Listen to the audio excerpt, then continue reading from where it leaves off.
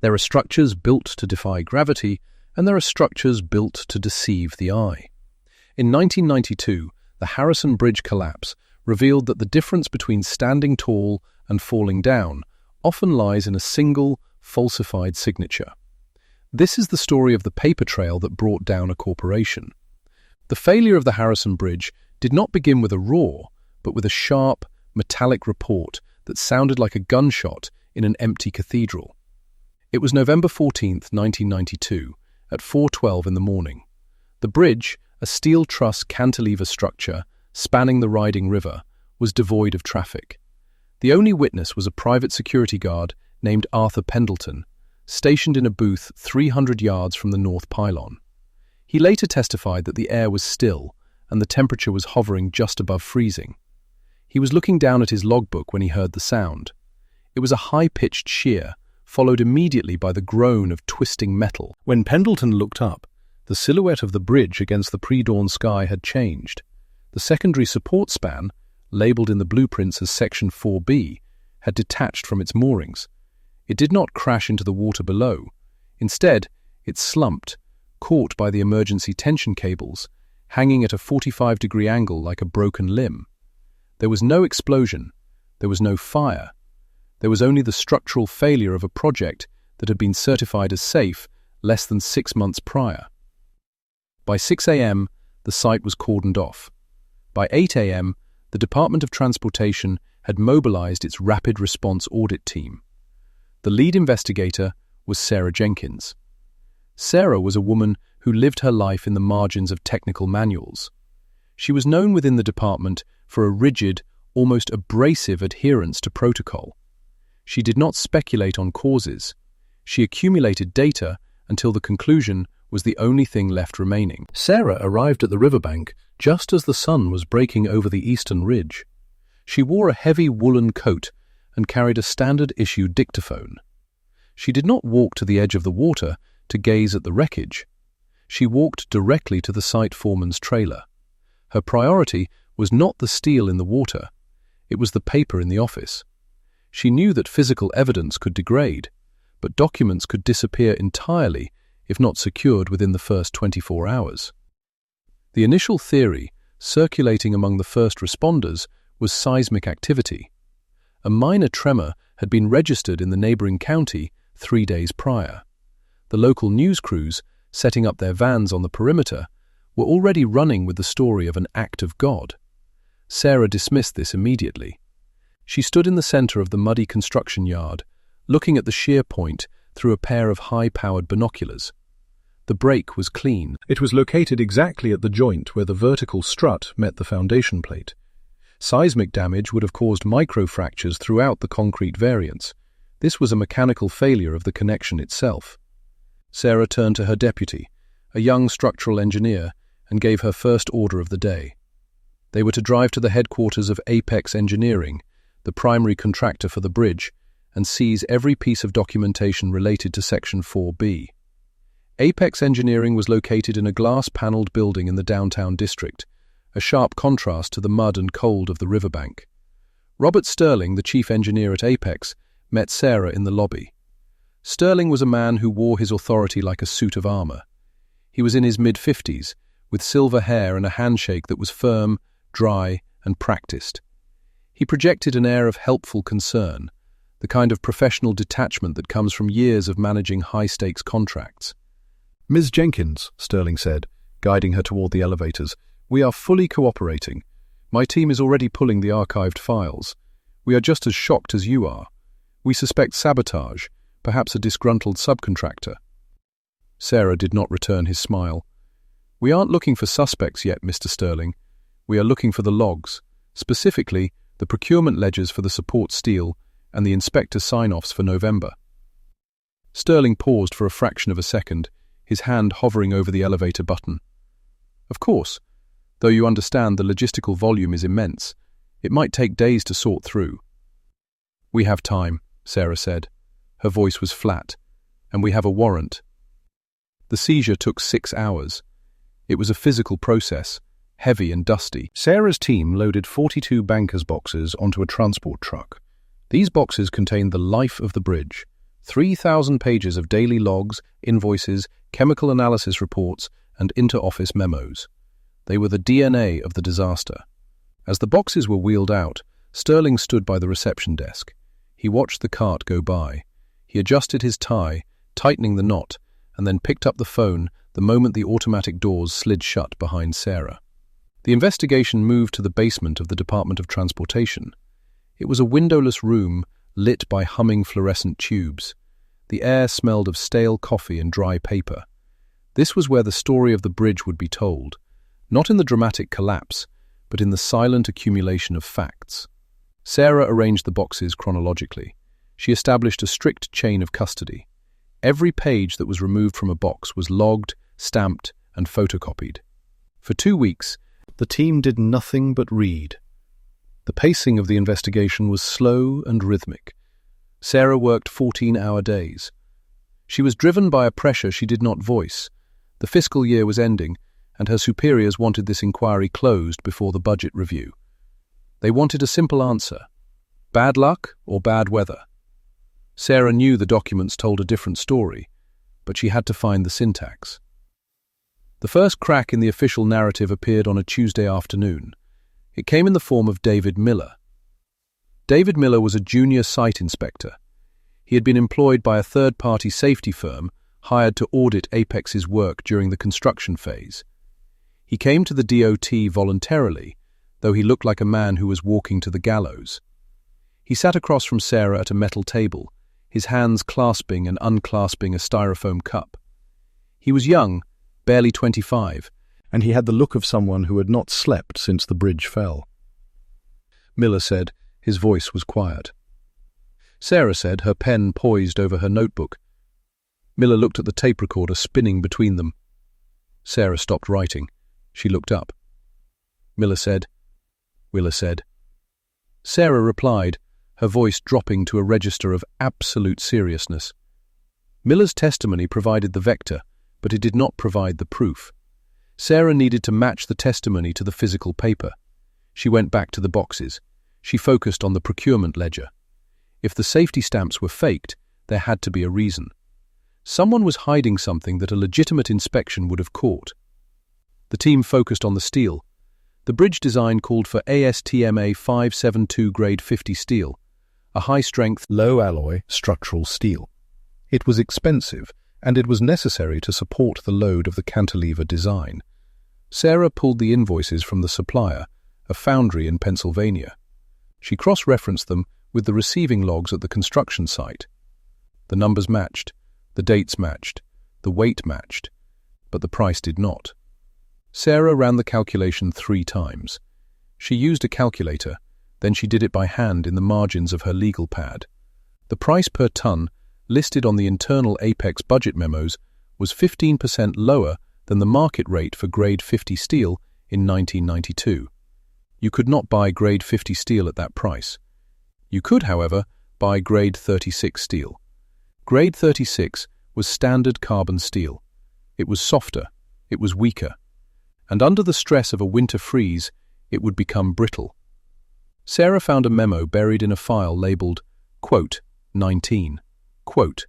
It was dated February 1992.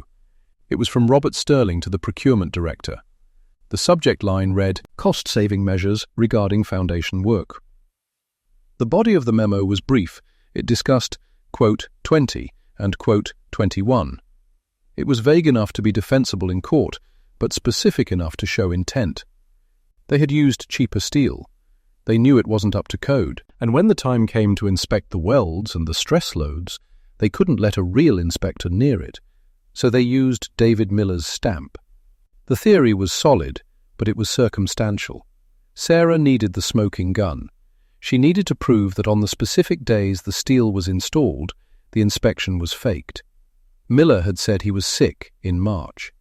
Sarah cleared her desk. She placed the box marked Site Logs, March 1992, in front of her. The room was silent, save for the hum of the ventilation and the rhythmic turning of pages. She moved through the month, day by day. March 1st, March 2nd, March 3rd. The daily logs were detailed. They noted the weather, the crew count, the equipment usage. They were signed by the site foreman. Sarah reached the middle of the month. The steel for Section 4B was scheduled for installation on March 14th. This was the critical window. If the steel was grade 36, it would have looked identical to grade 50 to the naked eye. Only a chemical test or a stress test would reveal the difference. The inspection log for that day would indicate if such a test was performed. She turned the page from March 13th. The next page was numbered, but the header was blank.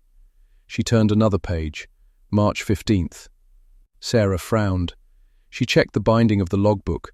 These were bound notebooks, not loose-leaf binders. You couldn't just tear a page out without leaving a jagged edge. The binding was intact. She looked closer at the page for March 13th. The entry ended at the bottom of the page. The narrative flow seemed to stop abruptly. Crew concluded work on pylons at 1600 hours. Weather holding. She looked at the start of March 15th. Resumed work on secondary span. Overcast. There was no March 14th. It wasn't missing, it was omitted. It was as if the day had never happened on the site. But the invoices showed that 40 tons of steel were delivered and installed on that date. Sarah stood up. She walked to the evidence locker where they kept the quote 24 material, items that hadn't been categorized into the main sequence yet. There was a small, water-damaged carton that had been retrieved from the trunk of a site supervisor's car, distinct from the main hall at Apex headquarters. It had been labelled Personal Effects. She opened the carton. Inside were old coffee receipts, a pair of gloves, and a thin, spiral-bound notebook with a blue cover. It was a field notebook, the kind foremen kept in their pockets for rough notes before transferring them to the official ledger. Sarah put on latex gloves. She opened the blue notebook. The handwriting was messy, scribbled in haste. She flipped through the pages. February, early March. And then she stopped. There was an entry dated March 14th. It was written in black ballpoint pen. The ink was pressed hard into the paper, as if the writer was angry or rushing. March 14th. Delivery arrived 0800. Sterling here personally. Ordered bypass of standard intake testing. Said we are behind schedule. Steel looks wrong. Texture is too smooth for grade 50. Miller not on site. Sterling took the stamp from the box. He stamped the manifest himself. Told me to put the official log in the safe and leave the date blank in the master book. I don't like this. Sarah stared at the page. The room felt suddenly very cold. This wasn't just negligence. This wasn't just cutting corners. This was the deliberate manufacturing of a disaster. She picked up the phone and dialed the number for the district attorney's office. She did not look away from the notebook. The missing March 14th log had been found, and it contradicted everything. Miller, a voice answered on the third ring. The tone was clipped, exhausted. The voice of a man who had spent too many months buried under the same mountain of litigation that was currently suffocating Sarah. It's Sarah. Don't hang up, and don't put me on speaker. Her voice was steady, but her heart was hammering a frantic rhythm against her ribs, a drumbeat of adrenaline that made her fingertips numb. Sarah? It's 2 a.m. If this is about the subpoena for the concrete density reports, I told you. Forget the concrete, she interrupted, her eyes darting to the door of the evidence locker, ensuring the deadbolt was thrown. The fluorescent lights overhead hummed with a sickly, insectile buzz that suddenly seemed deafening. I found the gap. The March 14th void. There was a pause on the line, heavy and pregnant with implication. The rustle of papers stopped. You found the missing page? We assumed it was clerical error, or water damage. It wasn't an error, Marcus. It was an excision. Sarah reached out and touched the blue spiral notebook again, as if to ground herself in the physical reality of the object. I found a personal daybook. Elias Thorne. He was the shift foreman for the North Pylon crew. He didn't just forget to write in the master log. He was ordered not to. Ordered? Marcus's voice dropped an octave. By whom? Sterling. The name hung in the air between them, transmitted over miles of copper wire and fiber optics, carrying the weight of $1 billion indictment. Arthur Sterling. the vice president of operations for Apex Infrastructure, the man who had sat before the televised hearings 3 weeks ago, wearing a charcoal suit that cost more than Sarah's car, and sworn under oath that every protocol had been followed, every safety check triple verified. "You have a name?" Marcus asked, the exhaustion evaporating from his voice, replaced by the sharp, predatory focus of a prosecutor smelling blood in the water. "Written down? In a concurrent record?" "I have a handwritten account, dated contemporaneously. Thorne details the arrival of substandard steel, grade 50 spec, but he noted the texture was wrong, too smooth. He says Sterling was there personally, that Sterling took the inspector's stamp and cleared the manifest himself." Jesus. The exhale was long and shaky. That's manslaughter, Sarah. If that steel failed, that's depraved indifference. That's 114 counts of manslaughter. "I know." She looked at the messy scrawl again. "I don't like this. The understatement of the decade." Marcus added, his voice grim. The line went dead. Sarah lowered the receiver slowly. The silence of the basement archive rushed back in, filling the space where Marcus's voice had been. It was an oppressive silence, smelling of dust, mildew, and the decaying pulp of 10,000 forgotten files. She moved quickly. She took the blue notebook to the oversized copier in the corner of the room. The machine groaned as it woke up, the warm smell of ozone and toner rising from its vents. She laid the notebook flat, pressing the spine down to capture the margins. The light swept across the glass, a rhythmic flash in the dim room. Flash, whir, flash, whir. While the machine worked, Sarah's mind raced back to the day of the collapse. It had been a Tuesday. Rain had been falling in sheets, a grey, miserable day that turned the sky the colour of a bruise. The Sentinel Bridge, the pride of the mayoral administration, a sleek ribbon of steel and cable spanning the turbulent waters of the estuary, had been open for only 6 months. She remembered the sound first. She hadn't been there, but she had heard the recordings from the dashcams of the cars that didn't make it across. It wasn't a crash, it was a scream, the agonizing, high-pitched shriek of metal being tortured beyond its yield point. And then, the thunder. The sound of 40,000 tons of concrete and steel surrendering to gravity. The investigation had stalled for months. Apex Infrastructure had buried the prosecution in paper. They had provided 3 million pages of discovery, mostly irrelevant emails, lunch orders and weather reports, intended to flood the district attorney's office and drown the investigators in data. It was a strategy of attrition. They were banking on the state running out of money, time, or political will. But they hadn't counted on the overflow. They hadn't counted on a water-damaged cardboard box from a dead foreman's trunk ending up in the wrong pile. The copier spit out the last page. Sarah stapled the copy, folded it, and shoved it into the inside pocket of her blazer. She took the original notebook and walked to the back of the room, where the rows of metal shelving extended into the gloom. She bypassed the evidence section entirely. She went to the janitorial supplies shelf near the sump pump. She found a box of high-density trash liners, opened the bottom of the box, slid the sealed evidence bag inside, and glued the cardboard flap back down. It was crude, but effective.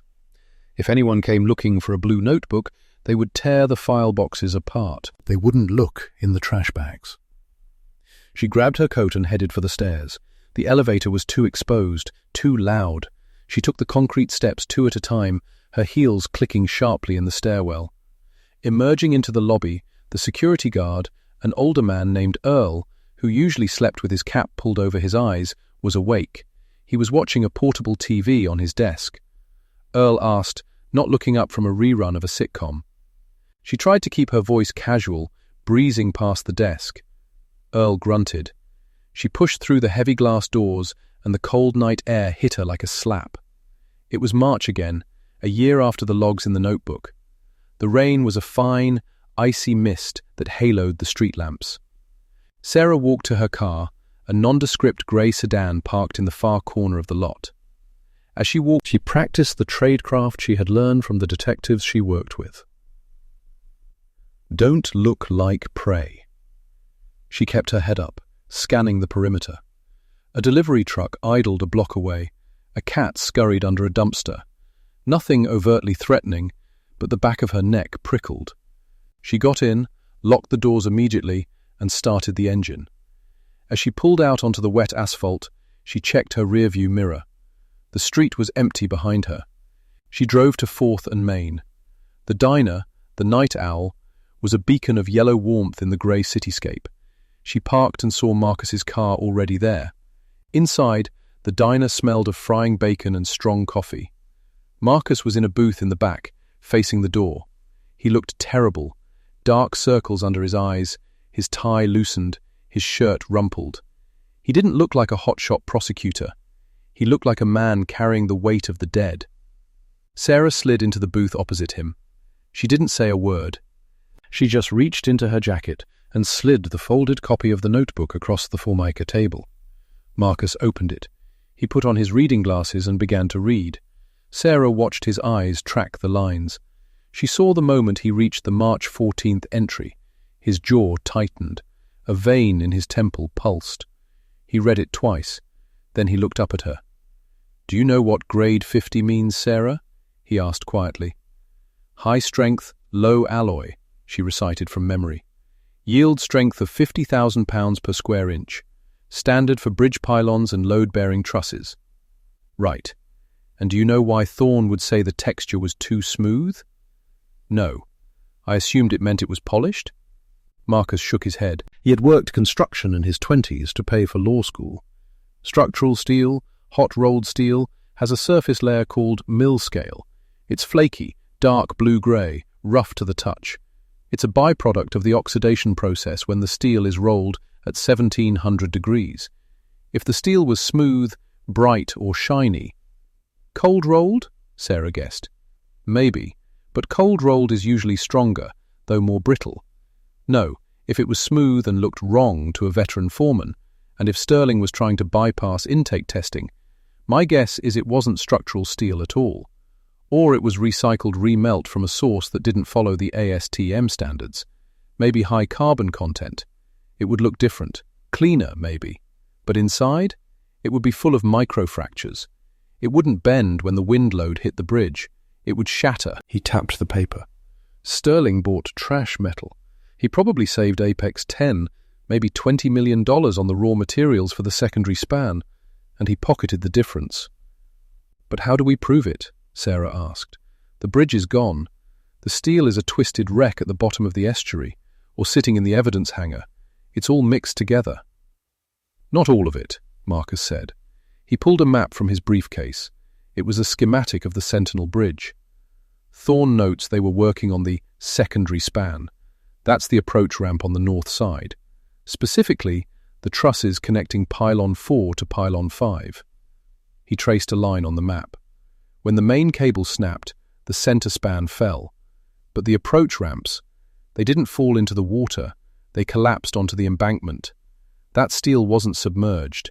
It wasn't subjected to saltwater corrosion. "It's in the hangar," Sarah realized. The NTSB hauled everything from the embankment to the forensic hangar at the old airfield. "Exactly. We need to find the beams from the north approach, pylon 4 to 5 linkage.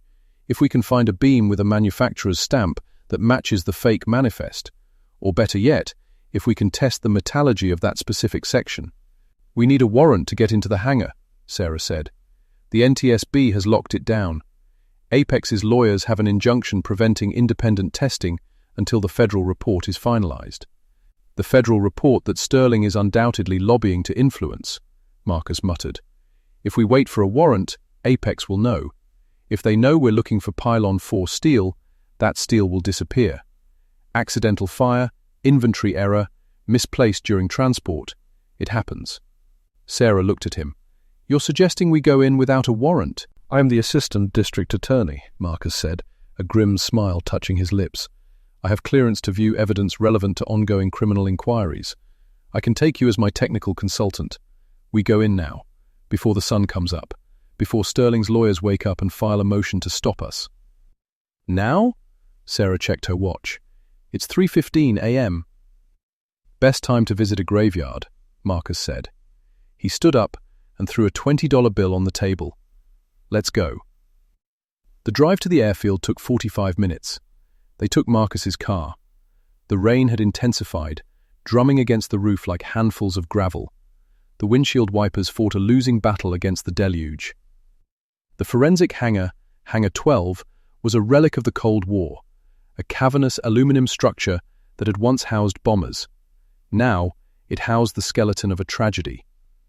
As they approached the security gate, Marcus flashed his badge. The guard, a private contractor, looked at the badge, then at Sarah, then back at the badge. "I don't have you on the log for tonight, Mr. Halloway," the guard said, rain dripping from the brim of his hat. "Urgent inquiry from the AG's office," Marcus lied smoothly. "We received a tip about potential evidence tampering. I need to verify the seal integrity on the North Sector wreckage immediately. Unless you want to explain to the Attorney General why you delayed a corruption investigation?" The guard hesitated. He didn't get paid enough to argue with the AG. Marcus said, They drove through the gate and parked near the massive sliding doors of the hangar.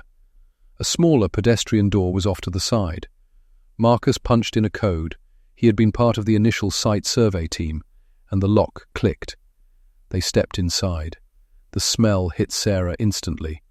It was the smell of violence, burnt rubber, pulverized concrete, diesel fuel, and the metallic tang of rust. The space was immense, the ceiling lost in shadow. Sodium vapor lights cast a sickly orange glow over the floor. And there it was, the Sentinel Bridge, or rather the corpse of it. The National Transportation Safety Board had laid the wreckage out in a grid, attempting to reconstruct the bridge on the floor of the hangar like a giant twisted jigsaw puzzle. It stretched for 300 yards. Massive I-beams, twisted like licorice whips. Cables that had frayed and snapped, looking like severed muscles, chunks of concrete roadway still clinging to the rebar. Sarah whispered. Marcus said. He pulled the schematic out again. They walked through the aisles of destruction. Their footsteps echoed in the vast emptiness.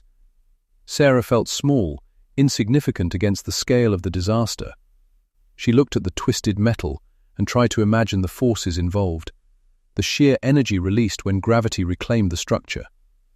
They reached Grid D4. The wreckage here was less mangled than the center-span sections. These beams had fallen onto the muddy bank, cushioning the impact slightly. Marcus said, clicking on a high-powered flashlight. Sarah pulled out her own light. They split up, scanning the rusted, muddy steel. Sarah called out after 5 minutes. Marcus jogged over. Sarah was kneeling beside a massive H-beam, about 30 feet long. It was bent in the middle, creating a shallow V shape. The paint, a distinct sentinel blue, was chipped and peeling. On the flange of the beam, stenciled in white paint, was the code. Asterisk. NTR4 A14 asterisk. Marcus decoded. He knelt beside her. He ran his gloved hand over the exposed metal where the paint had flaked away. He frowned. Quote 102, he said. Sarah stripped off her glove. She ran her fingertips over the cold metal. It was smooth, not the roughness of sandpaper, which was typical for structural steel. It felt slick, almost oily, like the surface of a car fender. Sarah breathed. Marcus shone his light closer to the fracture point, the V where the beam had bent. He pointed. Steel is supposed to be ductile. When it fails, it stretches, necks down, and tears. It deforms before it breaks. This beam hadn't stretched. There was no necking. The crack was jagged, crystalline. Brittle fracture, Marcus said, his voice cold. It snapped like glass, at ambient temperature. This isn't grade 50 steel, Sarah. This is high-carbon scrap. It's too hard. It can take a static load, sure, but the moment you introduce a dynamic load, like a wind gust or heavy traffic, or the vibration of a bridge, it shatters, Sarah finished. We need a sample, Marcus said. He reached into his bag and pulled out a portable angle grinder. This is going to be loud. Marcus, if you use that, the guards will hear it. We're 300 yards from the entrance. The acoustics in here are terrible. It'll sound like the HVAC system. I just need a sliver. Keep a lookout. Sarah stood up and turned her back to him, watching the long, shadowed aisle they had come down. Behind her, The grinder whined to life. Zzzt! Sparks showered the floor, casting long, dancing shadows against the wreckage. Sarah's heart pounded. She scanned the orange gloom. Was that movement near the entrance? "Hurry," she hissed. "Almost got it." The noise stopped. Marcus stood up, holding a small, wedge-shaped piece of metal. It was still hot. He dropped it into an evidence bag. "Let's go," he said. They turned to leave, and then the lights went out. Not all of them, just the main overheads in their sector. The hangar plunged into deep shadow, lit only by the distant security lights near the entrance, 3 football fields away. "That's not a timer," Marcus said softly. "Someone's here," Sarah whispered. They heard the sound of a door opening. Not the small pedestrian door they had used. The massive, hydraulic groan of the main cargo bay doors beginning to slide. A vehicle drove in. Headlights cut through the darkness, sweeping across the wreckage. It was a black SUV. It moved slowly, prowling the aisles. "They know," Sarah said. "How do they know?" "The guard," Marcus cursed. He must have called it in. Urgent inquiry, probably flagged a silent alarm at Apex Security. "We need to hide. No, we need to leave. If they catch us here with this sample, we're trespassing on federal crime scenes. They'll bury us, and the evidence will disappear." "We can't outrun a car," Sarah said. "We don't have to outrun it. We just have to get to my car before they see us." They ducked low, moving behind a wall of twisted rebar. The SUV was cruising down the central aisle, spotlights sweeping left and right. Sweep. The light hit a concrete pillar just feet from them. Sweep. It moved on. "They're heading for Sector D," Marcus whispered. "They know exactly where we were going." "Sterling knows about the notebook," Sarah realized. "If he knows we're here, he knows we found the gap in the log. He's connecting the dots." They moved perpendicular to the SUV's path, cutting through the south span wreckage. It was treacherous terrain. Jagged metal stuck out everywhere. One slip, and they'd be impaled or make a noise that would give them away. Sarah's foot caught on a cable. She stumbled, her hand slapping against a hollow sheet of metal. Boom! The sound echoed like a gunshot in the quiet hangar. The SUV stopped instantly. The spotlight swung around, focusing on their area. Marcus said. They abandoned stealth. They sprinted toward the pedestrian door. Behind them, the SUV's engine roared as it accelerated. Tires screeched on the concrete floor. A voice shouted from the vehicle. Sarah pumped her arms, her lungs burning. The door was 50 yards away. The SUV was closing the distance, weaving through the wider lanes of wreckage. Marcus yelled, pushing her forward. They hit the door. Marcus slammed the push bar. It flew open. They spilled out into the rain. They scrambled into Marcus's sedan. He fumbled with the keys, dropped them, cursed, snatched them up. The engine roared to life just as the hangar door flew open behind them. 2 men in dark raincoats stepped out. Marcus threw the car into reverse, spinning the tires on the wet pavement, then slammed it into drive. They peeled away toward the gate. Sarah shouted. Marcus said, his face set in a grim mask. The guardhouse was approaching fast. The barrier arm was down. The guard was stepping out, hand raised, reaching for his holster. Marcus yelled. Sarah ducked. Marcus didn't slow down. He aimed for the gap between the barrier arm mechanism and the fence. It was tight. The car hit the chain-link fence with a metallic scream. The side mirror was torn off. The windshield cracked as a piece of fencing whipped against it. But they punched through, the car fishtailing wildly on the mud before gripping the asphalt of the access road. Marcus corrected the skid and floored it. The speedometer climbed. 60, 80, 90. Sarah looked back. The black SUV was at the gate, stopped by the wreckage of the fence Marcus had just ploughed through.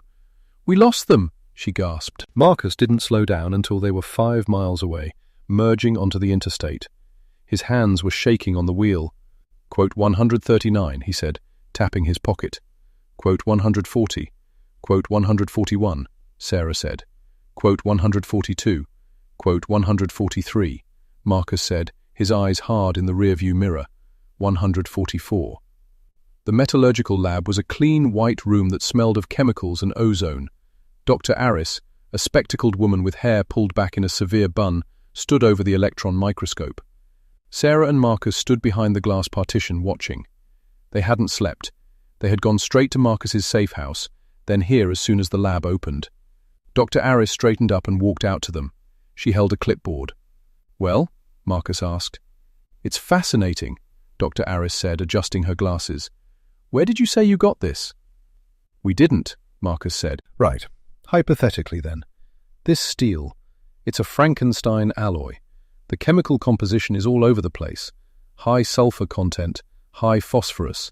It makes the steel incredibly brittle at low temperatures. And the carbon count is nearly 0.4%. That's way too high for structural bridge grade." She flipped a page.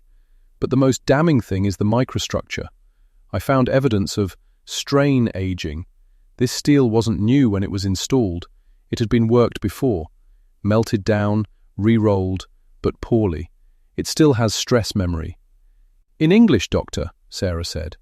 "It means," Dr. Aris looked at them gravely, "that this steel was likely salvaged. It's scrap metal, probably from decommissioned ships or old rail lines, melted down in a third-rate foundry to look like new beams.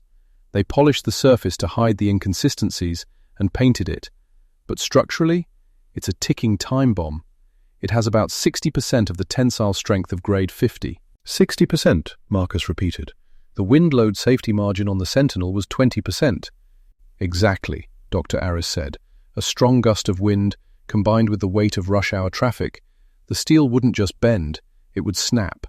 And once one beam goes, the load transfer hits the next one, which is also substandard. It's a zipper effect. The whole span unzips in seconds." Sarah felt sick.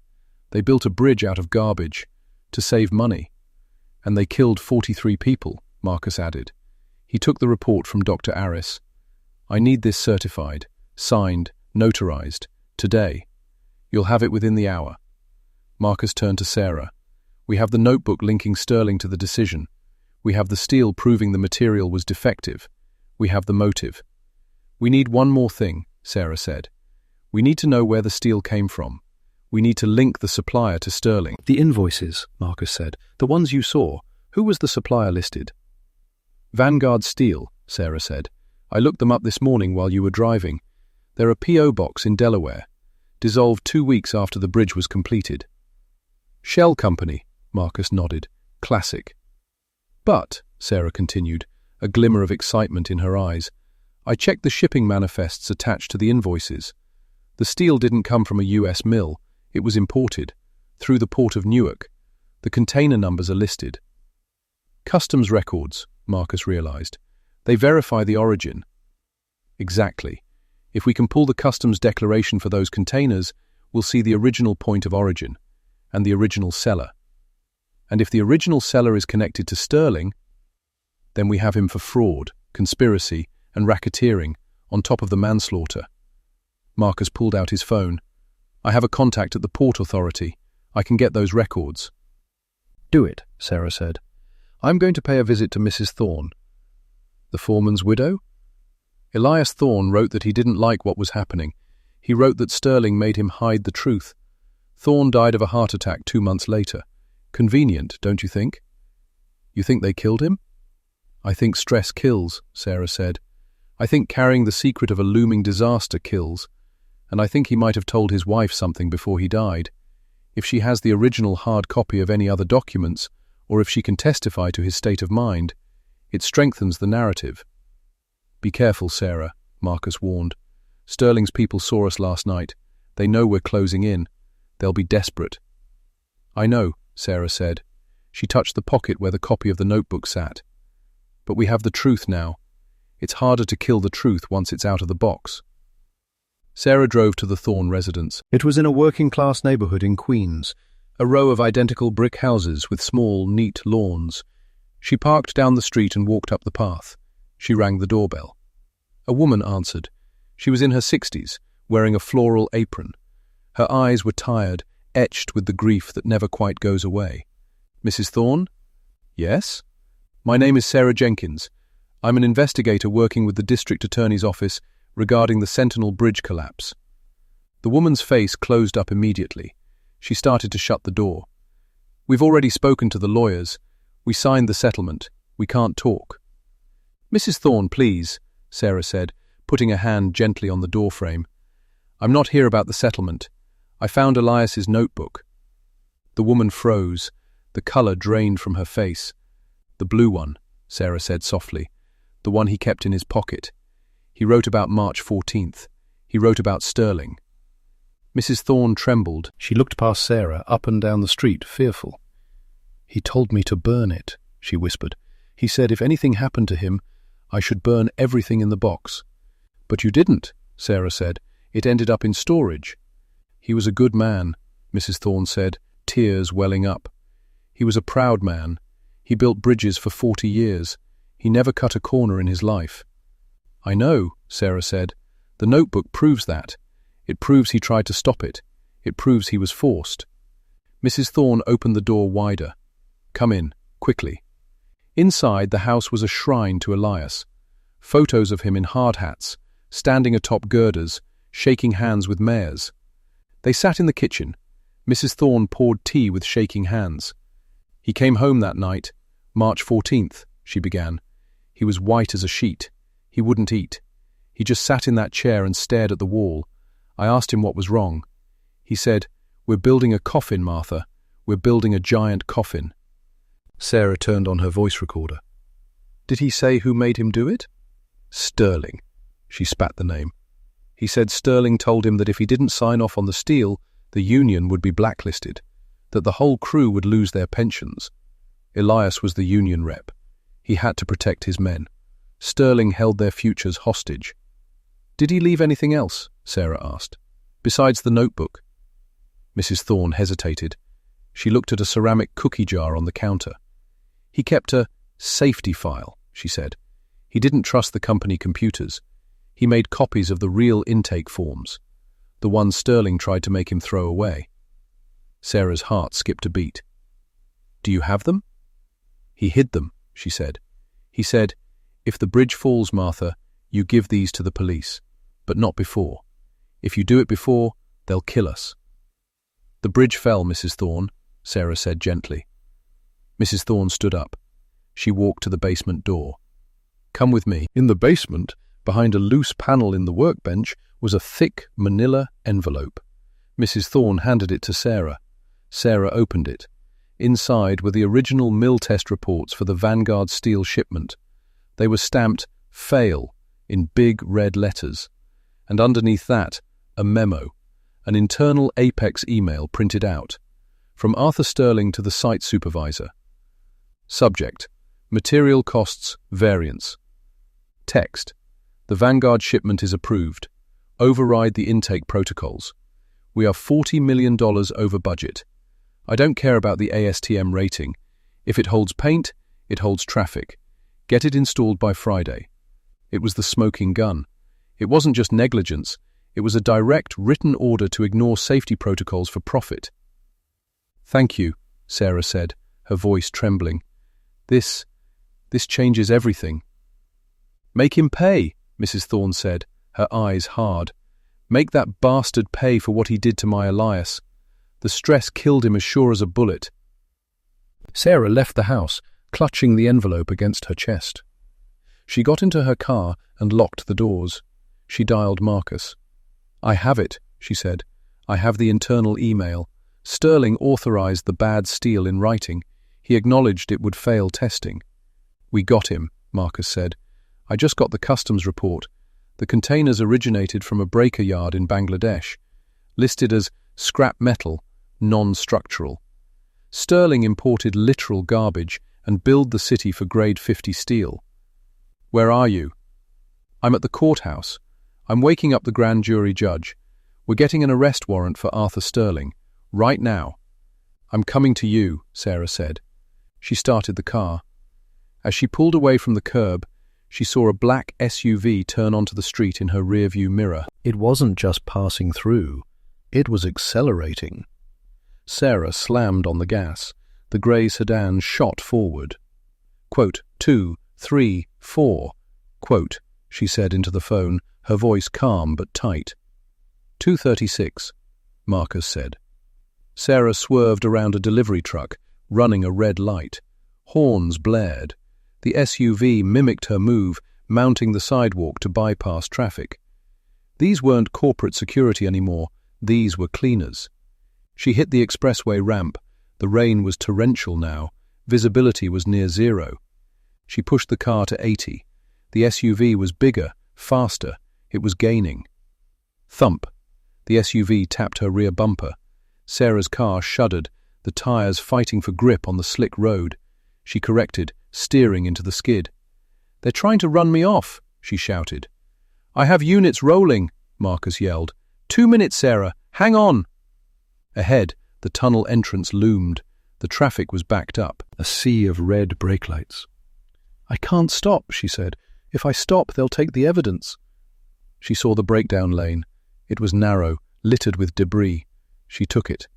Her car scraped the concrete barrier, sparks flying. The SUV tried to follow, but it was too wide. It clipped the wall and bounced off, slamming into a stopped taxi. Sarah saw the collision in her mirror.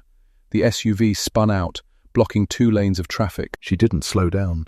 She shot past the traffic jam, flashing her lights, and screeched to a halt in front of the toll booth where 2 state trooper cruisers were idling with their lights on.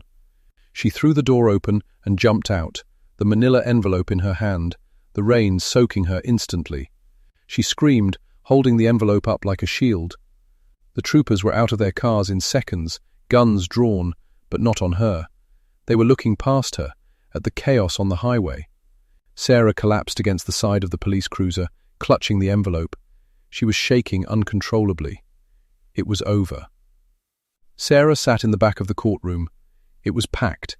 Reporters, families of the victims, lawyers. Marcus Halloway stood at the prosecution table.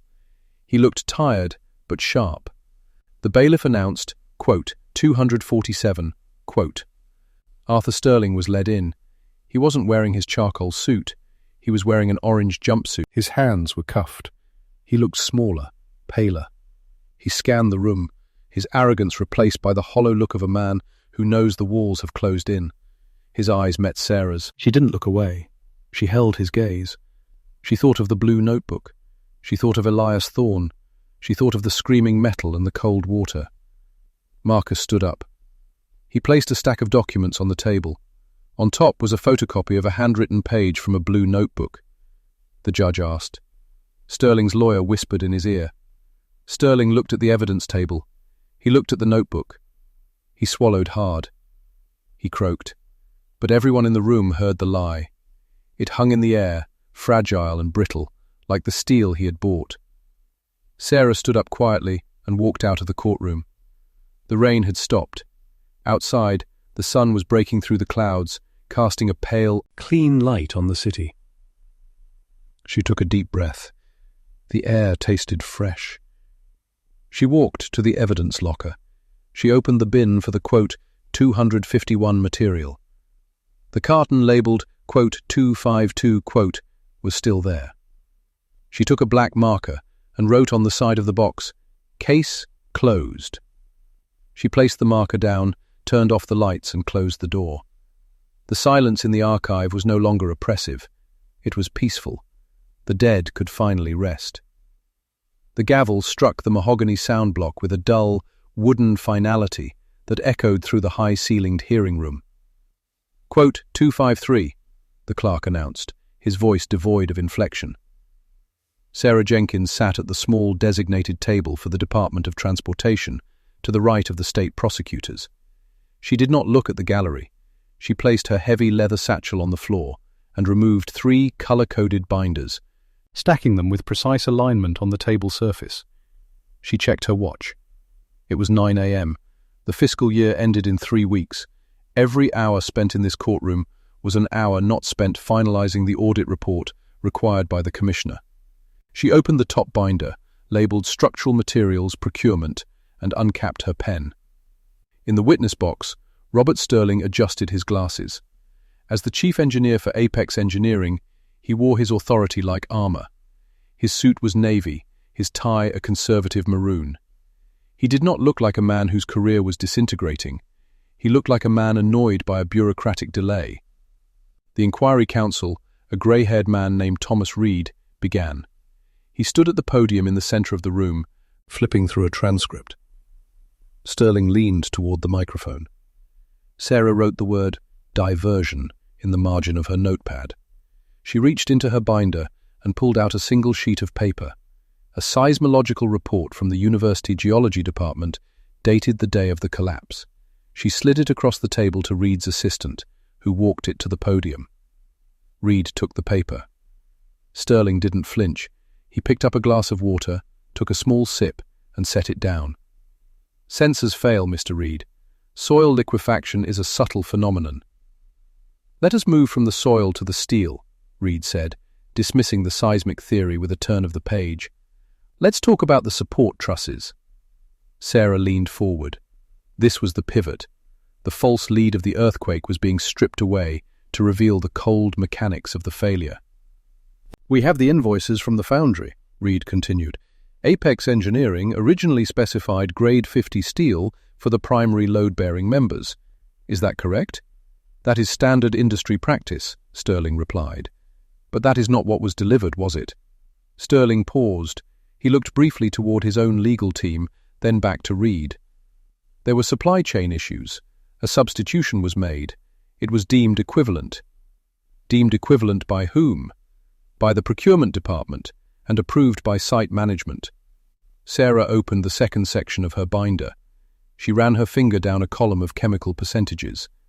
She knew what was coming. The forensic analysis of the recovered debris had been completed only 48 hours prior. Reed signaled to the bailiff, who wheeled a television cart into the center of the room. A schematic of the bridge was displayed. We will now hear from Dr. Aris Thorne, independent metallurgist, Reed announced. Sterling was asked to step down, though he remained in the room, taking a seat behind his lawyers. He crossed his arms, his posture rigid. Dr. Thorne took the stand. He was a small man with thick spectacles and a demeanor that suggested he preferred microscopes to people. He carried a thick file. Dr. Thorne, Reed asked, did you analyze the samples taken from the fractured support beams recovered from the river? I did, Thorne stated. I analyzed 20 distinct samples using optical emission spectroscopy. And how did those samples compare to the grade 50 steel specified in the design documents? Thorne opened his file. They did not match. The carbon equivalent in the recovered steel was significantly higher than the specification allows. Specifically, the sulfur content was 0.05%, whereas grade 50 requires it to be below 0.03%. Could you explain the practical effect of high sulfur content to the court? Brittleness, Thorne said simply. It reduces ductility. In layman's terms, when the steel is subjected to cold temperatures, like the river water in winter, and dynamic loads, it doesn't bend, it snaps. It behaves less like metal and more like glass. Sarah watched Robert Sterling. For the first time his composure slipped. He uncrossed his legs and began whispering urgently to the lawyer beside him. Sarah made a note. Sterling aware of the chemistry? Check internal memos, re-cost of grade 50 versus generic import. Reed let the silence hang for a moment, allowing the word glass to settle over the room. And was this brittleness the primary cause of failure? It was the initiating factor, Thorne confirmed. A microfracture began in truss 4B. Because the steel lacked the necessary toughness, the crack propagated instantly under the rush-hour load. Reed turned back to the room. Thank you, Doctor. The morning session dragged on. The air in the room grew stale, recycled through the vents with a low, constant hum. Sarah focused on the flow of paper. Every statement made by a witness had to be cross-referenced against the DOT files. Her job was to ensure that when the final report was written, there were no gaps, no shadows where a defense attorney could hide a doubt. During the lunch recess, Sarah did not leave the building. She sat in a small conference room adjacent to the archives, surrounded by boxes. She was looking for the connective tissue between the brittle steel and the decision to buy it. She found a series of inter-office memos from Apex Engineering, dated 6 months prior to the collapse. Memo number 442. From management to procurement. Subject: Q4 budget restrictions. Due to escalating labor costs, we need to identify a 15% reduction in material expenditures for the Harrison project. Please review all pending orders for potential savings. Sarah traced the date. 2 weeks later, the order for the grade 50 steel was cancelled. 3 days after that, a new order was placed with a supplier in overseas shipping, labelled simply structural steel, general purpose. But there was a gap. Between the order and the installation, the material had to be inspected. It had to be signed off. She pulled the site inspector's logbooks from the box marked Evidence, Chain of Custody. There were 5 books, worn and stained with dirt. She opened the book covering March 1993, the month the steel arrived on site. March 10th, rain, pouring concrete delayed. March 11th, delivery of rebar, checked for rust, approved. March 12th, crew B short-staffed. March 13th, Sunday, site closed. She turned the page. March 15th, excavation continues on North Bank. She flipped back. March 14th was missing. The page hadn't been torn out, it simply hadn't been written. The sequence of numbered pages skipped from 104 to 106. She held the book up to the light. The binding was intact. It wasn't a removal, it was an omission. Or a substitution of the entire book? No, the coffee stains on the edges were consistent. Someone had stopped writing on the day the steel was delivered. Sarah closed the book and placed it in her, quote, 285 pile. She needed to talk to the man who held the pen. The afternoon session began at 1 p.m. The mood in the courtroom had shifted. The technical density of the morning had weighed down the spectators. The gallery was half empty. The reporters who remained were slouching, waiting for a soundbite. Quote 286, the bailiff announced. David Miller walked down the center aisle. He was young, perhaps 28, wearing a suit that fit poorly at the shoulders. He carried no notes. His hands were clasped tightly in front of him, knuckles white. He looked like a man walking toward a firing squad. He took the oath in a voice barely above a whisper. Sarah watched him closely. She knew his file. He was a junior site inspector at the time of the construction. It was his first major project. Since the collapse, he had been unemployed. The industry had branded him a liability, not because he was incompetent, but because he was a witness. Reed began, his tone softer than it had been with Sterling. Miller said. The name seemed to catch in his throat. Elias Thorne was among the victims, having been on the bridge during the final safety check when it fell. Miller nodded. Reed said, holding up the book Sarah had just examined. Miller looked at the book, then at Robert Sterling. Sterling was staring at him, his face impassive, his eyes hard. Miller looked away, fixing his gaze on the wood grain of the witness box. Miller said. A ripple of murmuring went through the room. The judge tapped his gavel once. Reed asked. Miller said. The judge had perverted. Miller paused, taking a shaky breath. Sarah wrote rapidly. Thorne resisted. Motive for negligence established. Direct link to budget cuts. Reed stepped closer to the witness box. Miller said. Reed walked back to the evidence table. He picked up a document enclosed in a plastic sleeve. It was a material safety clearance form, dated March 14th, 1993. Reed said. Reed placed the document on the stand in front of Miller. Miller looked down at the paper. The room went completely silent. Sarah stopped writing. She watched Miller's hands. They were trembling violently. Reed said. Miller stared at the ink, the loop of the D, the sharp cross of the T in the date. It looked professional. It looked official. It was the stamp that had allowed the bridge to be built, the stamp that had sealed the fate of those commuters. Miller looked up. His eyes were wet, but his voice was steady, fueled by a year of silence and fear. He said. Miller said. He pointed a shaking finger at the bottom of the page. He looked directly at Robert Sterling. Miller repeated, his voice echoing in the silent room. For a span of 10 seconds, The courtroom was not a place of law, but a vacuum. The air seemed to have been sucked out by the sheer gravity of David Miller's admission, leaving the gallery, the jury, and the legal teams suspended in a suffocating stillness. The ticking of the ornate clock above the judge's bench sounded like hammer strikes against an anvil. Then the vacuum collapsed.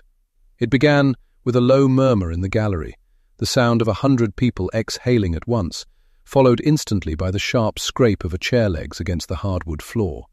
Marcus Vance, lead counsel for Sterling Construction, and a man whose hourly rate exceeded the yearly salary of the witness, was on his feet.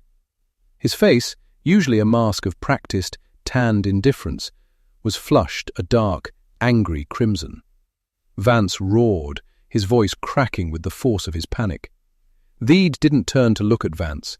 He kept his eyes locked on Miller, a silent anchor for the terrified man in the box. Miller was breathing hard now, his chest heaving against his cheap, ill-fitting suit, but his chin remained up. He had dropped the stone he had been carrying for a year, and though the splash was violent, the weight was gone. Judge Halloway slammed his gavel down, once, twice. The sharp crack cut through the rising volume of the gallery. "Order!" Halloway barked. "There will be order in my court, or I will clear the room. Mr. Vance, sit down." "Your Honour, I move to strike the witness's last statement and request an immediate mistrial," Vance sputtered, pointing an accusatory finger at Reed. "Counsel is introducing surprise testimony regarding physical incapacity that was not disclosed during discovery." Reed finally turned, his movements slow and deliberate. He walked to the defense table, his expression unreadable, though Sarah, watching from her small desk behind the rail, saw the tightness in his jaw. She knew that look. It was the look of a hunter who had just heard the trap snap shut. "Your Honour," Reed said, his voice calm, undercutting Vance's shouting. "The defence stipulated to the authenticity of the clearance forms in their pre-trial motions. They claimed these signatures were genuine. We are merely rebutting that claim with the witness's direct testimony. Furthermore, regarding the medical records..." Reed walked back to the evidence cart. His movements were hypnotic, commanding the attention of every juror. He reached into a leather accordion folder that had remained closed until this very moment. "The plaintiff requests permission to approach the bench and enter into evidence Exhibit 14A through 14D, Reed said. Certified copies of medical records from St. Jude's Hospital, dated March 14th through April 20th, 1993, pertaining to the treatment of David Miller for a comminuted fracture of the third and fourth metacarpals of the right hand." Vance froze. He looked at Robert Sterling. For the first time since the trial began 3 weeks ago, Sterling did not look bored. The CEO of Sterling Construction, a man who had built a skyline on cut corners and handshakes, looked at the folder in Reed's hand as if it were a loaded gun. Judge Halloway said, waving them forward. Sarah watched the sidebar conference with her heart hammering against her ribs. She glanced at the jury. They were no longer slumped in their chairs, fighting the post-lunch fatigue. They were leaning forward. Juror number 4, a schoolteacher who took meticulous notes, was staring at Robert Sterling with a look of dawning horror. Juror 7, a retired mechanic, was looking at Miller's hands, specifically the right one, resting on the railing of the witness box. The sidebar broke. Vance looked as though he had swallowed a lemon. He stormed back to his table, whispering fiercely into the ear of his junior associate, who immediately began frantically digging through a box of files. Judge Halloway announced, his voice grim. Reed took the medical file and handed it to the bailiff, who passed it to the witness. Reed said gently. Miller opened the folder with trembling fingers. He adjusted his glasses. Reed repeated, letting the time frame hang in the air. He turned to the jury, making eye contact with the mechanic. Miller said. Reed walked over to the oversized blow-up of the clearance form, Exhibit 12C, standing on an easel near the jury box. He uncapped a red marker. Reed said, circling the neat, flowing script of David Miller. Vance shouted, half standing. Halloway said instantly. Reed nodded, capping the marker. Miller hesitated. He's going to the Kumpan. Whether the most well can to the challenge. Reed nodded,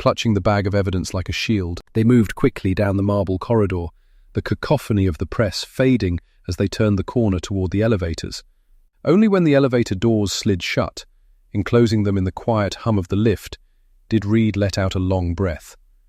He leaned his head back against the mirrored wall. That went better than expected, he admitted. Better? Sarah looked at him incredulously. It was a slaughter. Vance looked like he wanted to vomit. Vance is a showman, he'll recover. He'll file a motion to dismiss tomorrow morning based on the surprise evidence just to stall. But we hurt them today. We drew blood. Reed opened his eyes and looked at her. Good work on the medical records, by the way. Getting them authenticated that fast was a miracle. I had to drive to St. Jude's at 5 this morning and wait for the records clerk to unlock the door, Sarah said, brushing a stray lock of hair from her face. I bought her a very expensive coffee. Remind me to give you a raise. If we win. When we win, Sarah corrected. The elevator dinged at the lobby, but before the doors opened, Reed put a hand on her arm. His expression was suddenly serious. Sarah, be careful tonight. She frowned. Why? Sterling isn't just a builder, he's a fixer. He has connections in the city council, the police union, the zoning board. We just threatened to topple his empire. Miller is going to be in protective custody tonight, but you and we're out in the open. You think he'd try something? During a trial? I think a cornered animal is unpredictable. Just go straight home, lock your doors, don't stop for groceries. A chill that had nothing to do with the building's air conditioning ran down Sarah's spine. Okay, I will. They walked out into the late afternoon sun. The city looked the same as it always did.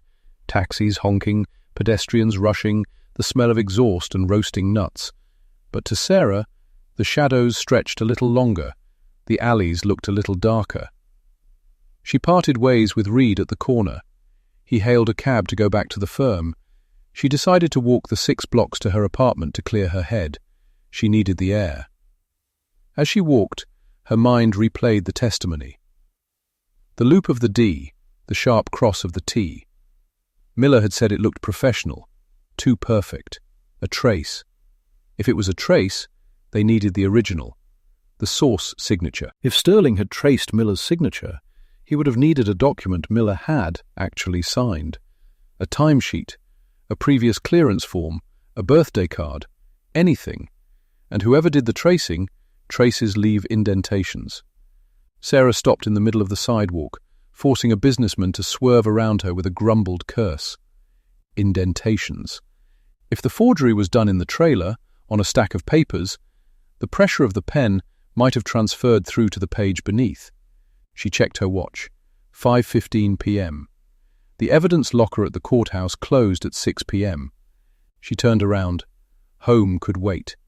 The fear Reed had instilled in her was real, but the curiosity was stronger. She wasn't just a paralegal. She was the daughter of a watchmaker.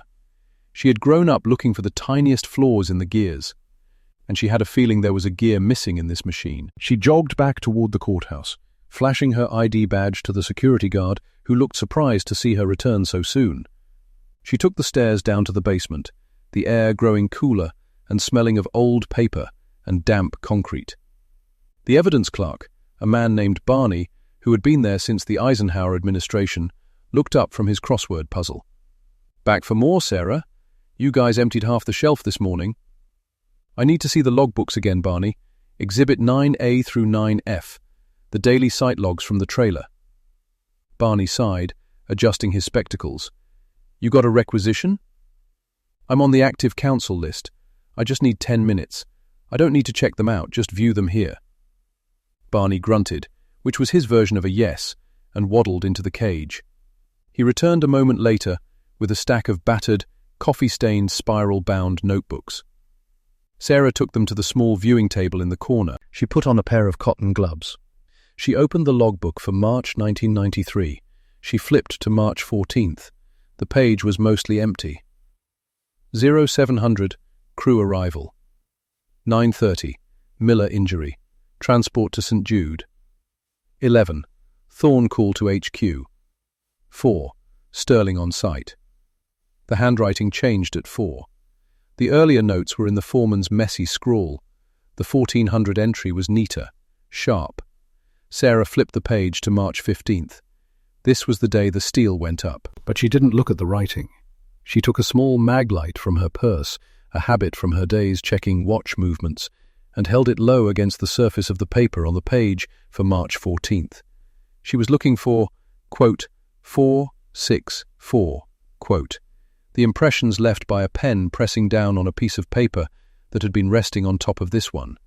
If the clearance form, Exhibit 12C, had been signed in the trailer, it was likely placed on a hard surface, like a desk, or like the open logbook that was sitting on the desk. She moved the light slowly, changing the angle. Nothing, just the texture of the paper. She tried the next page, March 15th. Nothing. She frowned. Maybe she was wrong. Maybe they signed it on a clipboard. She flipped back to the back cover of the logbook. Sometimes people flipped the book over to use the cardboard backing as a writing surface. She shone the light on the back cover. It was scuffed and dirty. Wait. There were lines. Faint, colourless grooves pressed into the cardboard. She held her breath, angling the light until the shadows caught the indentations. It was a jumble of lines, crisscrossing, nonsense. But there, in the upper right quadrant, a loop, a D. She pulled a notepad from her bag and a soft lead pencil. She couldn't do a rubbing on the evidence, that would be tampering, but she could try to read it with the light. She squinted, her eyes watering. D, A, V, I, D. It was there, the indentation of Miller's signature. But there was something else, underneath it. Another set of indentations, slightly offset, as if someone had practiced, or as if the hand holding the pen had slipped. And below that, a phone number? No, a date. March 14th. And initials. Sarah leaned in so close her nose almost touched the cardboard. The initials were tiny, tucked away in the corner, habitual doodles of a person testing a pen. R.S. Robert Sterling. Sarah's heart stopped. He had used the back of the logbook as a rest while he forged the document. He had pressed hard, angry, determined, and he had doodled his own initials while thinking, or while on the phone, before committing the forgery. It was a narcissistic tic, a subconscious claim of ownership. Quote 465, Sarah said, her voice trembling. Quote 466. Quote 467. Barney looked at her, saw the pale intensity of her face, and put down his crossword. On 40, Sarah whispered. The next morning, the courtroom atmosphere was markedly different. The frenetic energy of the previous day had curdled into a heavy, ominous tension.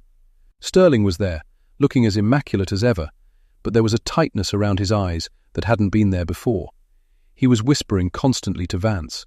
Reed stood at the plaintiff's table, arranging his papers. He looked tired. He hadn't slept.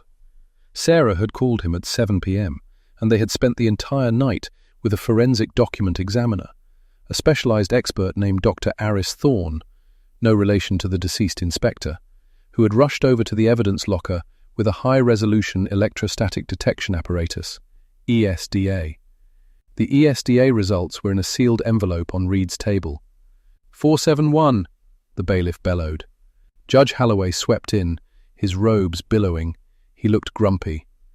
Reed said. Vance stood up. Reed argued smoothly. Halloway said. Dr. Thorne was a small, bird-like man with thick glasses and a fastidious manner. He took the stand, adjusted the microphone, and stated his credentials, which included 20 years with the FBI's Questioned Documents Unit. Reed began. 4-8 picked up a large black and white transparency, the ESDA scan. He placed it on the overhead projector. The room darkened as the image was cast onto the screen. It looked like a spiderweb of white lines on a black background. Dr. Thorne said, using a laser pointer. Reed pointed to the corner. Dr. Thorne said, "You placed a second transparency over the first." The RS from the logbook lined up perfectly with the RS from a memo signed by Robert Sterling. Dr. Thorne concluded. Reed turned to the defense table. Reed said, his voice ringing in the silence. The courtroom erupted.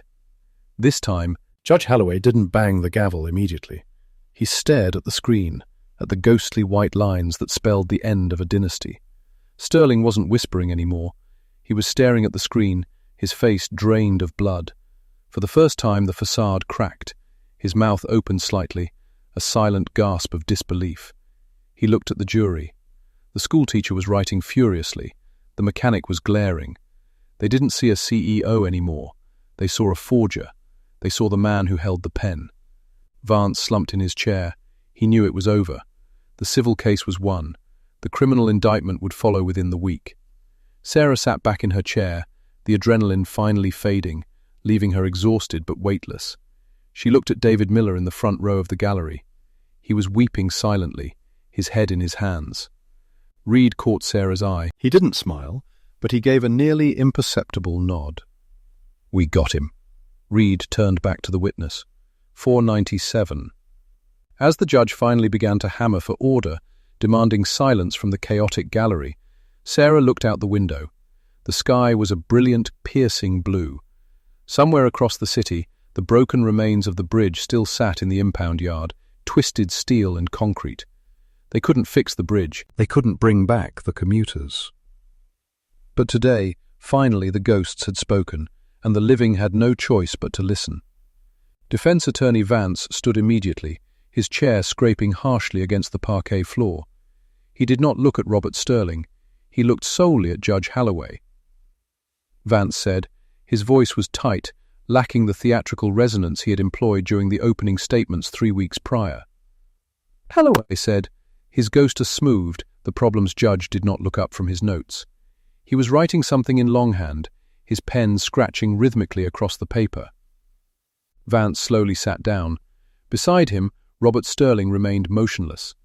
The chief engineer of Apex Engineering had placed his hands flat on the defense table, palms down, fingers spread.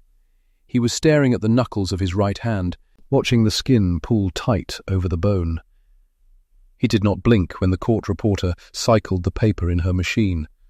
The sound was a sharp ratchet in the quiet room. Sarah Jenkins observed the dynamic from the prosecution table. She adjusted the stack of file folders in front of her, aligning the edges until they were perfectly flush.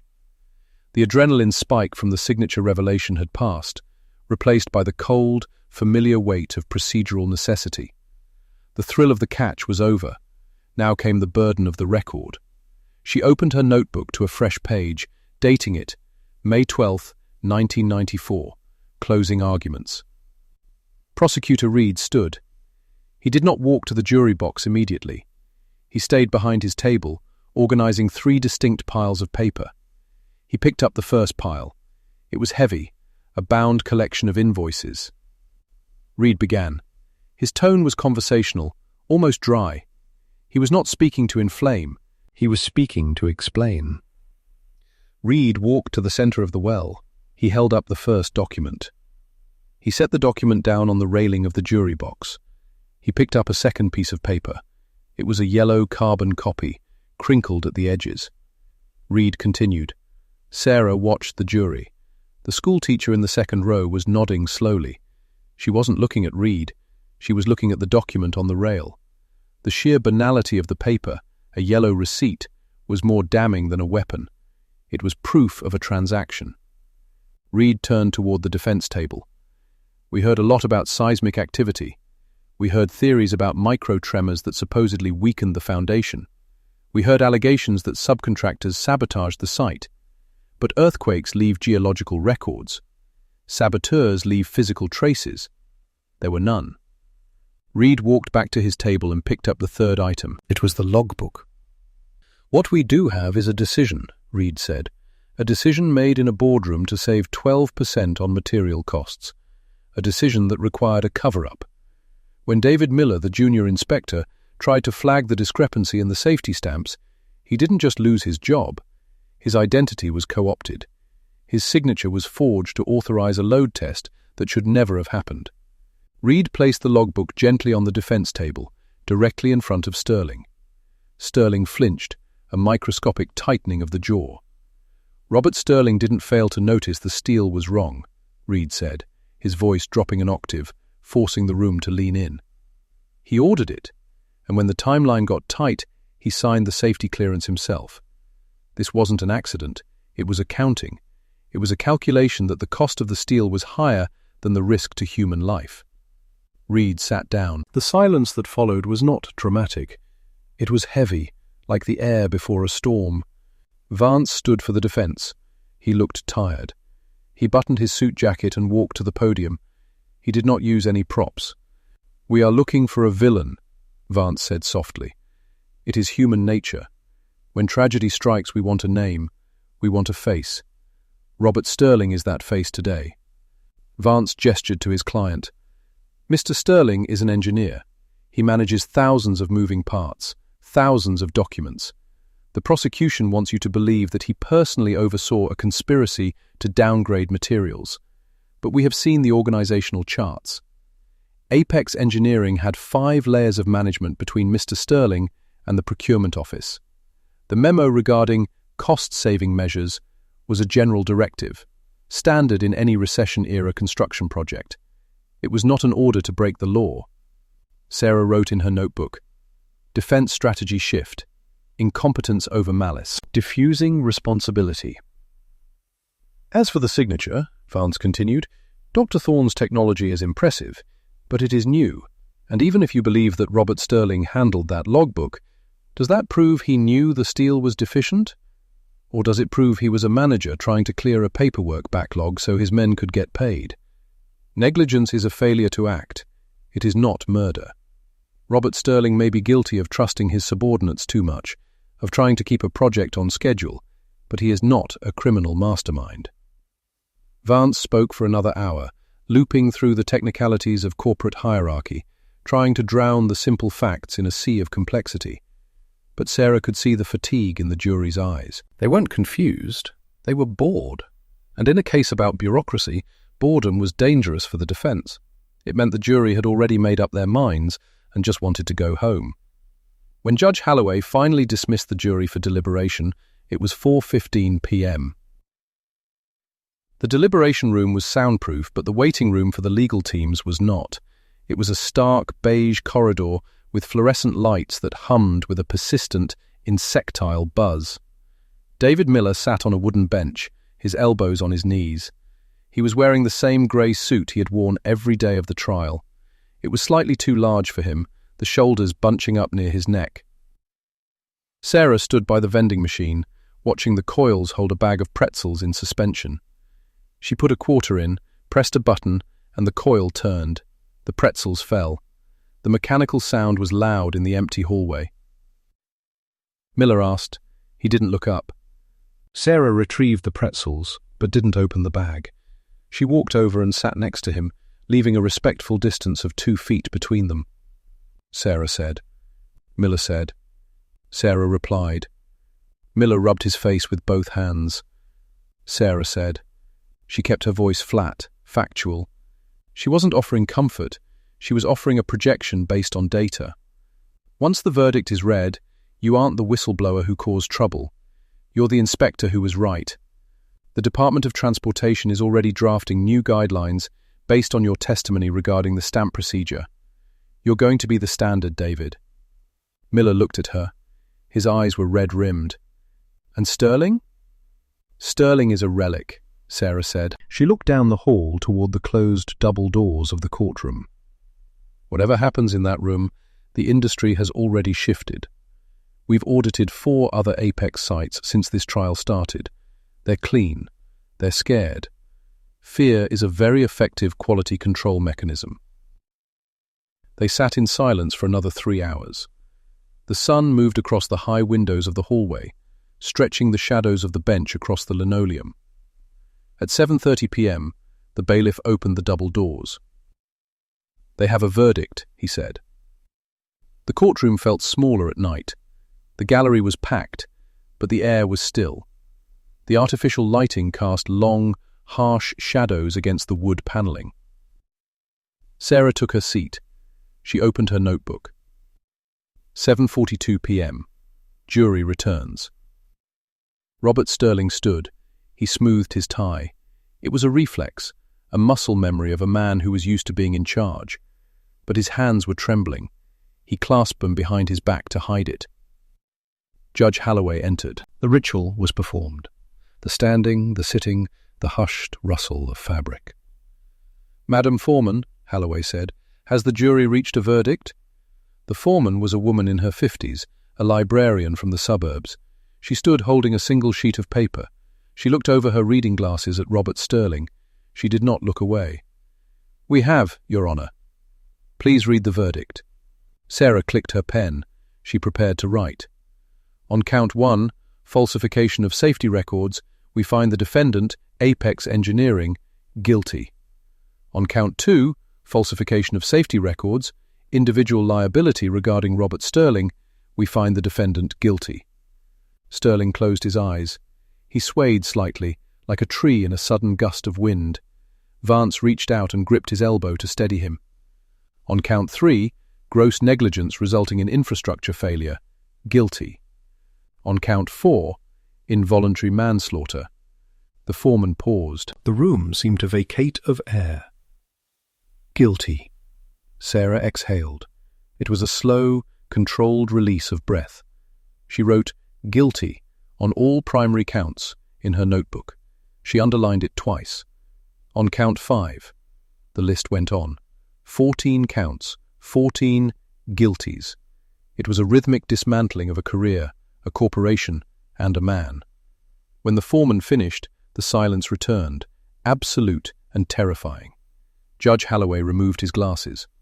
"The court accepts the verdict. Sentencing will be scheduled for 3 weeks from today. Bail is revoked for Mr. Sterling immediately, given the flight risk established by the prosecution's evidence regarding his offshore assets. Remand the defendant into custody." 2 bailiffs moved in. There was no struggle. There was no shouting. They simply stepped behind Sterling. One of them took his wrist.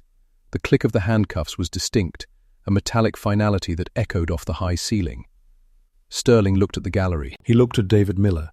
For a second, their eyes met. Sterling's expression was unreadable, not angry, not sad. It was empty. It was the face of a man who had realized that the math had finally balanced out, and he was on the wrong side of the equation. As they led him away through the side door, Sarah closed her notebook. She stood up and turned to Miller.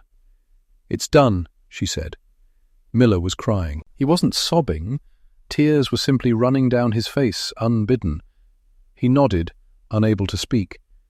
He looked at his hands, the hands that had refused to stamp the bad steel, the hands that Sterling had tried to copy. They were shaking, but they were free. The sentencing hearing was less attended than the verdict. The drama had evaporated, leaving only the cold accounting of punishment. Sarah sat in the back row. She was already working on the next case, reviewing pavement density scans for a highway in Oregon, but she had come to see this through to the final punctuation mark. Judge Holloway spoke for 20 minutes regarding the sanctity of public trust. He talked about the, quote, 540, quote, between engineers and the citizens who drive on their bridges. Holloway said, his voice echoing in the chamber. The sentence was severe. Robert Sterling, 25 years in federal prison with no possibility of parole for 15. Apex Engineering, liquidated. All assets seized to pay a restitution order of $112 million to the families of the victims and the State Department of Transportation. The fine was historic. It was the largest penalty ever levied against a construction firm in the history of the state. It was a number designed to terrify every boardroom in the construction industry. Sarah watched Vance pack his briefcase. The defense attorney looked deflated. He didn't look at Sterling as the former CEO was led away for the last time. The corporate entity was dead. There was no client left to bill. The office of the Department of Transportation Audit Division was quiet. It was late, past 8 p.m. on a Tuesday in November. Rain was lashing against the window pane, blurring the lights of the city outside. Sarah Jenkins sat at her desk, the green light of her computer monitor reflecting on her glasses. She was typing the final executive summary of the Harrison Protocols. It had taken 18 months of lobbying, testimony and drafting, but the legislation had passed. The National Bridge Safety Act of 1995 was now federal law. Sarah stopped typing and picked up the bound copy of the Act that sat on her desk. She flipped to Section 4, Paragraph C. Required independent verification. All load-bearing structural materials must be subjected to independent chemical analysis by a third-party laboratory prior to installation. Results must be submitted directly to the Department of Transportation, bypassing the primary contractor. It was the Miller Clause, though it wasn't officially named that. It was the loophole closer. It ensured that no project manager could ever again order cheap steel and sign off on it himself. Sarah turned the page. Digital signature verification. All safety clearance logs must be maintained in a secure, serialized format. Any alterations to the log must be countersigned by a federal inspector. She ran her finger over the text. This was the work. It wasn't glamorous. It wasn't a chase scene or a gunfight. It was paragraphs of dry, dense legal text. But these paragraphs were strong. They were stronger than the steel Sterling had bought. These paragraphs would hold up. Her phone rang. It was a landline with a heavy cord. She picked it up. 550, she said. For 5-1. David Miller's voice sounded different. It was deeper, more resonant. The anxious tremor was gone. Hello, David. How is Seattle? It's wet, he laughed, but good. I wanted to tell you. I got the promotion. Senior Site Inspector for the new suspension bridge project. Congratulations, Sarah said, and she meant it. They didn't mind the history? Mind it, David said. They hired me because of it. The firm uses my name in their safety brochures. We have the man who wouldn't stamp. That's what they call me. That's good branding, Sarah noted dryly. I just got the copy of the new Act, David said. I saw the clause about third-party testing. That was you, wasn't it? It was a committee decision, Sarah deflected. It was you, David insisted. Thank you, Sarah, for believing the math. The math doesn't require belief, David. It just requires attention. They spoke for a few more minutes, trading details about work, about the rain, about the slow healing of the city. When Sarah hung up, she sat in the silence of her office. She looked out the window. In the distance, through the rain, she could see the construction lights of the new Harrison Bridge. It was nearing completion. It was being built with grade 50 steel. Every beam had been tested. Every bolt had been logged. She picked up her pen and turned back to the report on her desk. There was a section regarding corporate liability that needed refining. The Harrison ruling had changed the landscape, but the precedents needed to be codified for future cases. The ruling had done something more than just punish Sterling. It had pierced the corporate veil.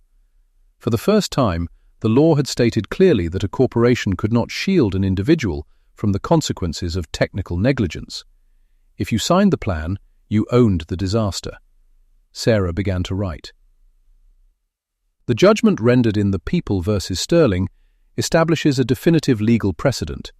Fiduciary duty to shareholders does not supersede the engineering duty to public safety. In cases of infrastructure failure, the chain of command is not a defense. It is a chain of evidence. She typed the final period. She hit save. The screen blinked, storing the data. The case was closed. The ghosts of the 1992 collapse had been answered with law. The bridge was rising again, stronger this time, built on a foundation of verified truth. Sarah turned off her monitor. The screen faded to black. She stood up, put on her coat, and walked out of the office, leaving the files stacked neatly on her desk, ready for the archives. The investigation was over, but the standard had just been set. The hallway outside her office was a tunnel of hushed greys and muted blues, the carpeting absorbing the sharp click of her heels as she made her way toward the elevators. The building was largely empty, the bustling hive of paralegals and junior associates having drained away hours ago, leaving behind only the low, ambient hum of the HVAC system and the occasional rhythmic swish of a janitor's mop on the lower levels. It was a silence Sarah had grown accustomed to over the last 18 months, a silence that usually felt heavy with the weight of unread depositions and subpoenaed schematics. Tonight, however, the silence felt different. It was lighter. The air lacked that electric static of urgency that had defined her existence since the investigation began. The Sterling case had been a monolith, blocking out the sun, consuming her weekends, her evenings, and her sleep. Now, with the final report saved and the precedent set, the monolith had crumbled into a pile of neatly organized digital files and a stack of cardboard boxes destined for off-site storage. She pressed the call button for the elevator and leaned her forehead against the cool, brushed metal of the doors, closing her eyes for a brief moment. The image of David's voice on the phone lingered in her mind, the relief in it, but also the scar tissue. He had been vindicated, yes, but vindication was a poor substitute for the years lost to professional exile. He had been the canary in the coal mine, and when he stopped singing, the industry had simply sealed the mine shut with him inside. The elevator chimed, a cheerful, dissonant sound in the quiet lobby. Sarah stepped in, watching the numbers descend. The lobby guard, a heavy-set man named Miller who usually had a game on the radio, looked up as she exited the turnstiles. The radio was off tonight. He was reading a paperback, his reading glasses perched precariously on the end of his nose. "Late night, Miss Vance," Miller said, marking the time in his logbook. "Burning the midnight oil again?" "Last time for a while, Miller," Sarah said, pausing at the heavy glass revolving doors. "I just finished the Harrison report." Miller paused, his pen hovering over the paper. He looked up, his expression shifting from casual politeness to something more somber. "Finished? You mean it's done? They going to jail?" "Some of them," Sarah said. "The company is paying out, the families get their settlements, and the engineers who signed the bad prints, they won't be building anything ever again." Miller nodded slowly. He had lived in the city his whole life. Everyone knew someone who had been on or under the bridge that day. "Good," he said softly. "That's good. My cousin, he used to drive that route every morning. He was sick that day, called out of work. Dumb luck." "Luck shouldn't be a structural component," Sarah said, repeating a phrase she had used in her opening arguments. "No, ma'am, it shouldn't." Miller tapped the logbook. "You have a good night, Miss Vance. Get some rest. You look like you've been fighting a war." "I think I have," she murmured. She pushed through the doors and into the night. The rain had intensified, transitioning from a drizzle to a steady, driving downpour that washed the city in a sheen of reflected neon and headlights. Sarah opened her umbrella, the sound of the rain drumming against the fabric, creating a private enclosure, a small portable room of solitude. She didn't head for the subway station, nor did she hail a cab. Instead, she found herself walking west, toward the river, toward the gap in the skyline. The city smelled of wet asphalt, ozone, and the distinct, briny scent of the harbour drifting in on the wind. It was a cold walk, the dampness seeping through her coat, but she needed the sensory input. She needed to feel the physical world after living in the abstract realm of torts and liabilities for so long. She needed to see the steel. It took her 20 minutes to reach the perimeter of the construction zone. The area was cordoned off with high chain-link fences covered in green privacy mesh. But the sheer scale of the project defied concealment. Floodlights, massive and blindingly white, cut through the rain, illuminating the skeletal structure that was rising from the dark waters of the river. The new Harrison Bridge. It was different from its predecessor. The old bridge had been a graceful arch, aesthetically pleasing, but, as the investigation had revealed, fatally undersupported against sheer winds. The new design was a cable-stayed beast, a series of massive concrete pylons from which thick steel cables fanned out like the strings of a harp. It looked aggressive, it looked sturdy, it looked like it was gripping the earth with an intensity that bordered on paranoia. Sarah stopped at a gap in the fencing where a plastic jersey barrier allowed a view of the staging area. Even at this hour, work was ongoing. The city couldn't afford delays, the traffic artery was too vital. She watched the silhouette of a crane rotating slowly against the cloud-choked sky, a steel I-beam dangling from its cable. Sparks cascaded from a platform high up on the nearest pylon, tumbling down like golden confetti before extinguishing in the wet air. Welders. They were working the night shift, fusing the skeleton together. Grade 50, she whispered to herself. It wasn't just a number. During the trial, she had spent 3 days cross-examining the purchasing manager of Sterling Construction. She had forced him to admit, line by line, invoice by invoice, that they had substituted grade 36 steel, cheaper, more malleable, weaker, for the specified grade 50 in the secondary support struts. They had saved $4 million. The collapse had caused $2 billion in damage and cost 42 lives. The math of greed was always terrifyingly simple. She watched the crane lower the beam. It moved with agonizing slowness. Down on the ground, men in hard hats and reflective vests used guide ropes to position it. They were tiny from this distance, insignificant figures against the colossal machinery they operated. Yet, the new act she had just finished codifying made them the most important people on the site. If a bolt didn't fit, they were now empowered to stop the line. If a weld looked porous, they could red tag it without fear of being fired. That was the victory. It wasn't the settlement money. Money evaporated.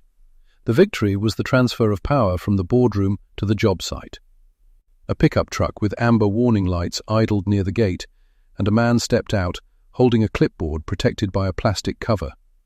He looked up at the pylon, spoke into a radio, and made a mark on his paper. Sarah watched him.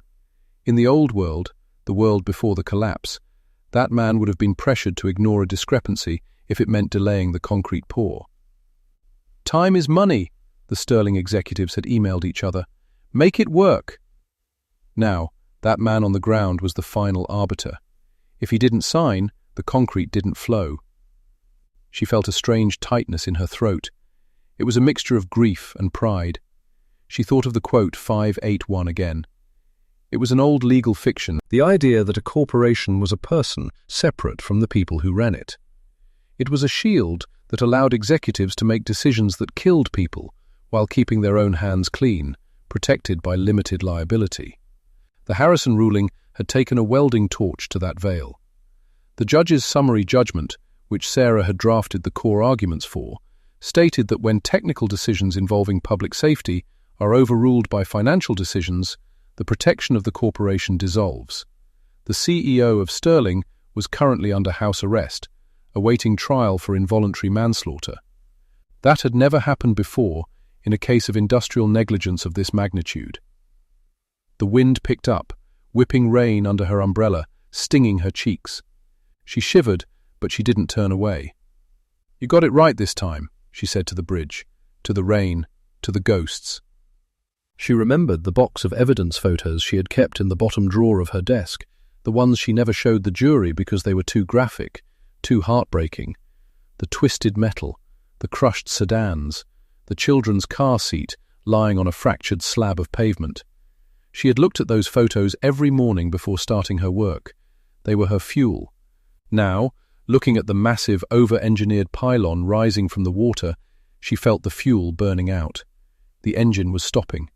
The anger that had sustained her through 18 months of depositions and discovery was draining away, leaving a hollow exhaustion in its wake. But it was a clean exhaustion. It was the feeling of a builder who has laid the last brick. She turned away from the fence.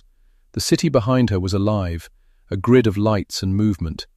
People were driving home, trusting the roads, trusting the tunnels, trusting the bridges. They didn't know about the grade 50 steel. They didn't know about the third-party testing protocols or the whistleblower protection clauses. They didn't know David's name, or hers. And they shouldn't have to. That was the point of the work. The infrastructure of civilization, both the steel beams and the laws that governed them, was supposed to be invisible. It was supposed to work so reliably that no one ever had to think about the math that kept them from falling into the river. Sarah Vance walked back toward the subway entrance, her heels clicking on the wet pavement. She collapsed her umbrella and shook off the water. As she descended the stairs into the station, the roar of the incoming train echoed up from the tracks below. It was a loud, mechanical, violent sound, the sound of thousands of tons of steel moving at speed. For the first time in a long time, the sound didn't make her flinch. She swiped her card, pushed through the turnstile and disappeared into the crowd, just another commuter in a city that was slowly, painfully, learning how to stand up again. The file was closed. The bridge would hold.